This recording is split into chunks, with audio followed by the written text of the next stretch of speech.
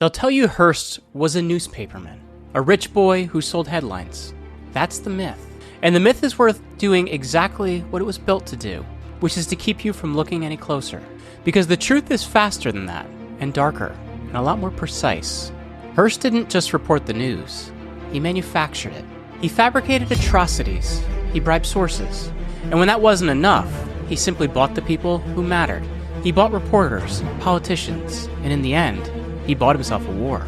In the Spanish-American War, the thing they teach you, as a conflict just sort of happened that way. And that wasn't the conflict at all. It was a product. It was designed, it was packaged, and it was delivered. These men didn't cover history. They wrote it.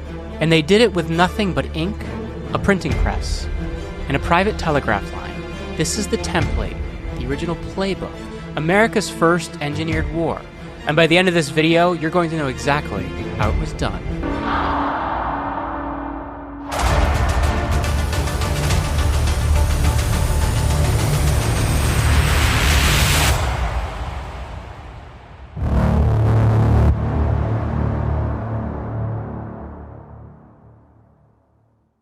Welcome back to Hidden Forces in History. I'm your host, Jeremy Ryan Slate, CEO of Command Your Brand.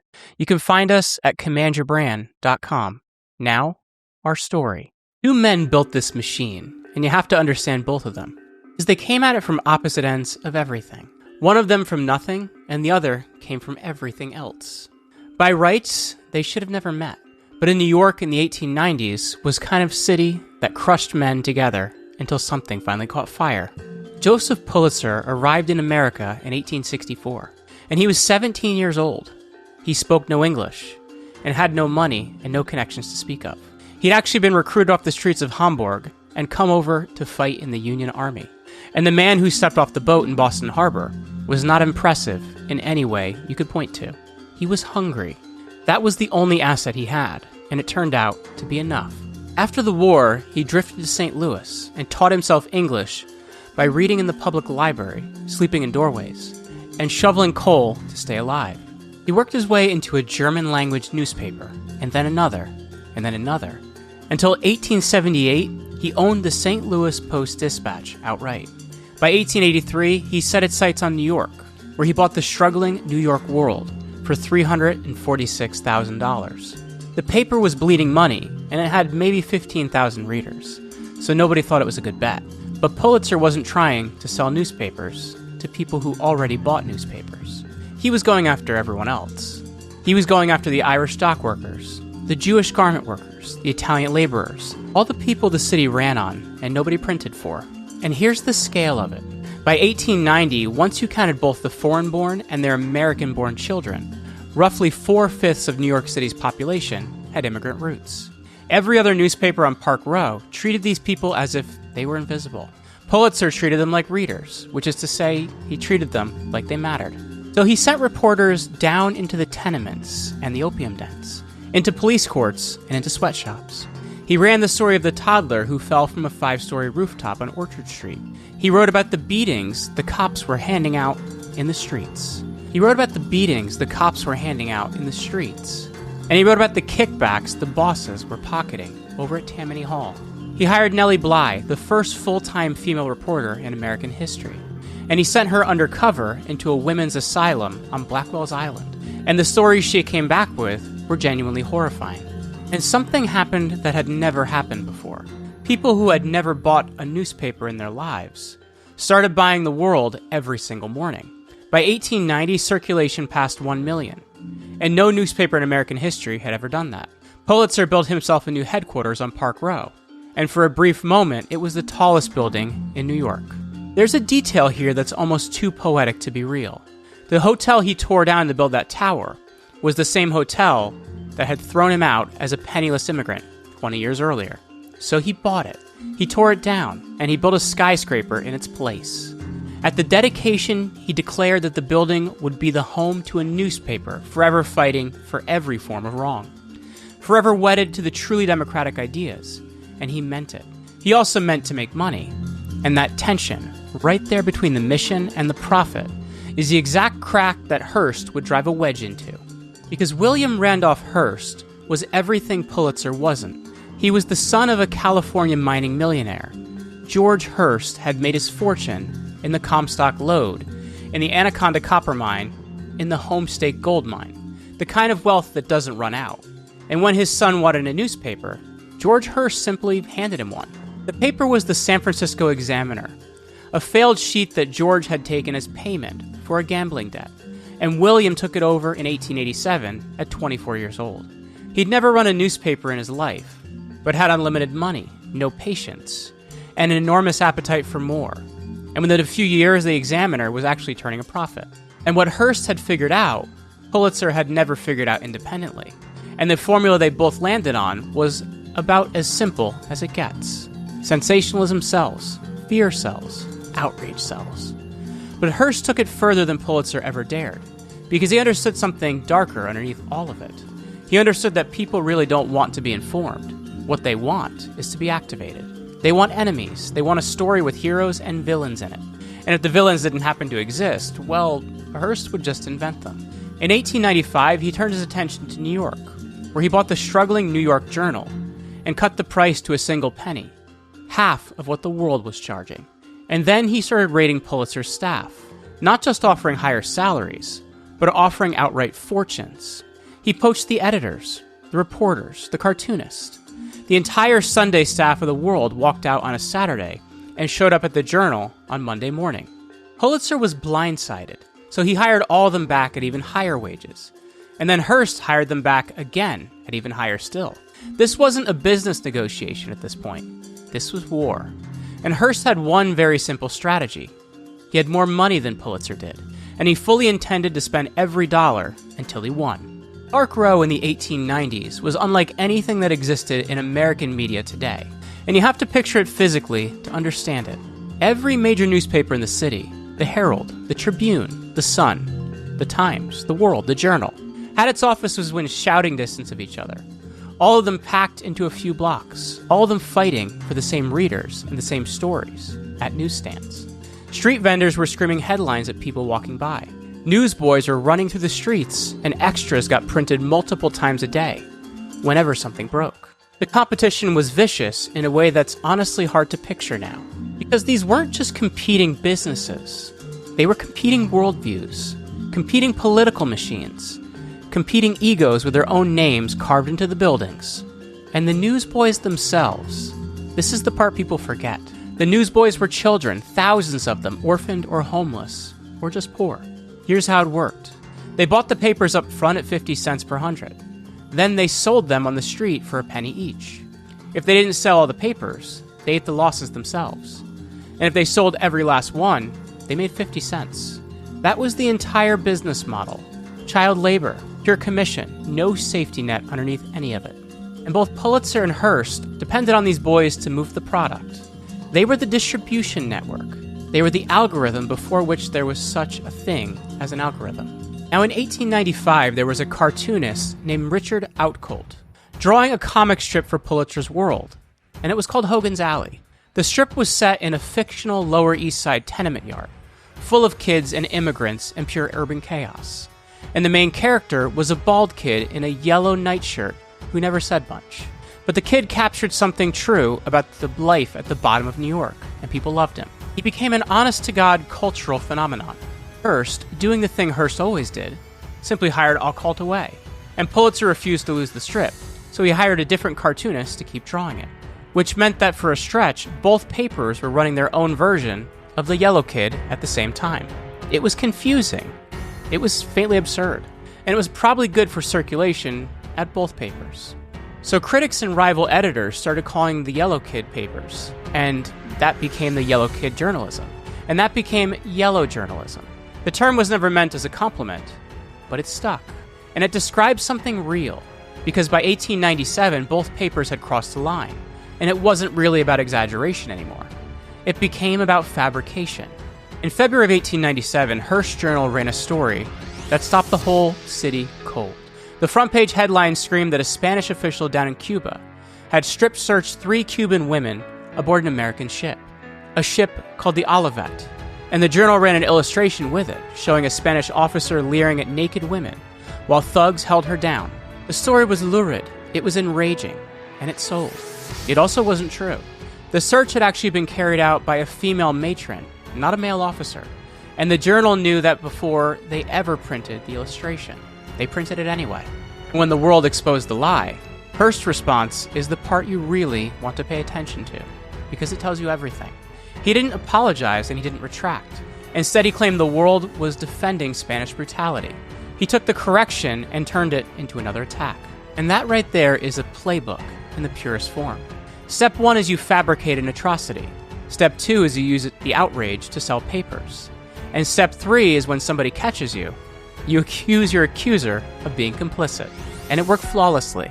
Hearst had grasped something that would echo through the next 100 years of American media. The correction never catches up with the headline. The lie travels twice around the world, while the truth is still putting its shoes on. Richard Outcault, the cartoonist, knew exactly what was happening. And years later, he looked back on those days and said it just plainly. He said they were faking the news, faking the pictures, faking the war. That those drawings were like the moving pictures of today. That they'd stir the people up, and that it paid. And that's the line that matters most. It paid. The mechanism was profitable. And once a mechanism is profitable, it starts to perpetuate itself. Then came Evangelina Cisneros. And her story was real, at least in part. She was a young Cuban woman whose father had joined the rebellion against Spain. And the Spanish authorities arrested her and locked her up in the notorious Casa de Reconquerdas in Havana. And she was just 18 years old. Hearst looked at her and saw the perfect story. A beautiful young woman imprisoned unjustly by a foreign power. So the journal turned her into a cause, and a front-page campaign that ran day after day and week after week, until hundreds of thousands of readers had signed petitions demanding her release. And when diplomacy failed, Hearst escalated. He sent a reporter named Carl Decker down to Havana with a single mission, which was to break her out of prison. Decker rented a house near the prison. He bribed the guards. He arranged a disguise. And on October 7th, 1897, Cisneros climbed through a window and escaped. Decker smuggled her onto the American steamer, and she arrived in New York to a hero's welcome. Hearst organized a parade. He held a rally at Madison Square Garden, and he put her up on stage next to the governor of New York. The Journal didn't report that story. The Journal was the story. And this is the thing to sit with. That wasn't journalism. It was theater. It was a publicity stunt dressed up as a rescue mission. But it proved something Hearst would never forget. That if you controlled the narrative, you controlled reality itself. You didn't have to wait for events to happen anymore. You could just manufacture them. On February 15th, 1898, the USS Maine exploded in Havana Harbor. The ship had been sent down to Cuba to protect American interests during the rebellion against Spain. And at 9:40 that night, a massive blast tore through the forward section of the ship. And the Maine sank in minutes. 266 American sailors died. It was a catastrophe, and it was also an opportunity. Within hours, Hearst's journal was running the headline that the warship Maine had been split in two by an enemy's secret infernal machine. There was no evidence for that. There was no investigation. There was just a headline that happened to fit the narrative they already wanted. And Pulitzer's world was only slightly more restrained. It ran a front page with diagrams showing exactly where a mine must have been placed. Both papers offered rewards for the capture of whomever did it, $50,000, which it was an enormous sum in 1898. The Journal ran illustrations of Spanish saboteurs attaching mines to the hull. It ran accounts of Spanish celebrations after the explosion. It ran stories of Spanish insults hurled at the American dead. The evidence was nowhere to be found. The conclusions were everywhere. A modern investigation would eventually determine that the explosion was almost certainly an accident, a coal bunker fire that ignited the powder magazines. But in 1898, the truth simply didn't matter. The story mattered, and the story was war. And this is where the most famous line in the history of American journalism enters the myth. Hearst had sent the artist Frederick Remington down to Cuba to document the rebellion. And Remington got there, looked around, and cabled back that there was no war here, that everything was quiet. And Hearst supposedly cabled back, "You furnish the pictures, I'll furnish the war." Now, historians argue about whether that exchange actually happened. The original telegrams have never been found. But here's what matters more than the exact words. The sentiment was precisely accurate. Whether he said it or not, it's exactly what he did. He furnished the war. The Journal ran stories of Spanish atrocities that had never occurred. It ran drawings of battles that had never been fought. It ran interviews with sources who didn't exist. And when the Spanish government protested, Hearst simply refused to print their denials. He declared everything the Spanish source untrustworthy. And in doing that, he created a closed information loop. The Journal reported the atrocities. Spain denied them. And then the Journal reported Spain's denials as proof of guilt. There was no escape from it. The machine was now feeding itself. On April 11, 1898, President William McKinley asked Congress for a declaration of war. Congress approved it, and the Spanish-American War began. It lasted 4 months and cost relatively few American lives. And at the end of it, the United States walked away with control over Cuba, Puerto Rico, Guam, and the Philippines. That was the moment America became an imperial power. And the whole thing had been pushed over the edge by 2 newspapermen in a circulation war. This wasn't a conflict. It was a product, designed, packaged, and delivered. And Hearst himself went down to Cuba, where he didn't just report on the war, he participated in it. He chartered a steamship and he sailed into Cuban waters. He personally led a party of Journal reporters that captured a small Spanish garrison. He handed the prisoners over to the U.S. Navy, and then he filed the story himself. The newspaper publisher had become a combatant, and the line between the observer and the participant had been erased completely, and it would never really be drawn again. Here's the point of this story that most historians miss. The war itself wasn't actually profitable for the newspapers. Hearst spent more money covering it than he ever made from it, and his papers ran up enormous debts doing it. The circulation spike during the war years was real, and the Journal and the World each sold more than 1 million copies a day during the crisis. But the cost of the reporting, the cost of running all those extra editions, the cost of the stunts, all of that ate the revenue alive. So the war was not a business success, it was a power success. And that's a different thing entirely. Because Hearst had proven that he could do something no private citizen in American history had ever done before. He had manufactured a war. He had pushed a reluctant president and a divided Congress into a military action. Not through bribery, not through blackmail, but through information, through the strategic deployment of outrage. The mechanism was now proven, and once a mechanism is proven, it doesn't disappear. It just gets refined. And the Newsboys understood this before anybody else did. In the summer of 1899, Hearst and Pulitzer raised the wholesale price of their newspapers to 60 cents per hundred, up from 50. A 10-cent increase that came down to just pennies per boy a day. But for those kids, pennies were the difference between eating and not eating. So on July 18th, the Newsboys went on strike. Thousands of them, children between 8 and 17 years old. They stopped selling the Journal and the World. They organized. They held rallies. They blocked the delivery wagons. They fought the scabs in the streets. They shut down the distribution network of the 2 most powerful newspapers in the country. And they won. The publishers didn't roll back the price increase, but they did agree to buy back the unsold newspapers, which was something no newsboy had ever been offered before. The children had done what the Spanish government couldn't do. They had forced Hearst and Pulitzer to bend. But the strike revealed something else, something deeper. It revealed the machine from the bottom. The entire edifice of yellow journalism was resting on the backs of children.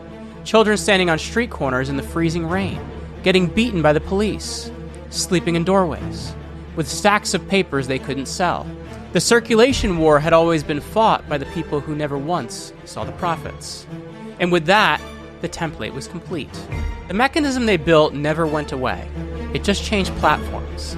Same playbook, different century. And the steps haven't changed at all. You identify an enemy. You manufacture the outrage. You make the audience feel personally threatened. You demand action. And then you profit from the outrage. Cable news refined it. Talk radio amplified it. And social media perfected it. But the architecture was poured on Park Row back in 1897. Every algorithm that rewards outrage over accuracy is a direct descendant of the Yellow Kid. Every pundit who fabricates a crisis to drive his ratings is the Hearst playbook. And every closed information loop that treats the other side's denials as proof of guilt, that's the same system, just on different screens. Now, Hearst didn't invent propaganda. Governments had been lying to their populations for centuries before he was ever born. What Hearst invented was something more dangerous than that.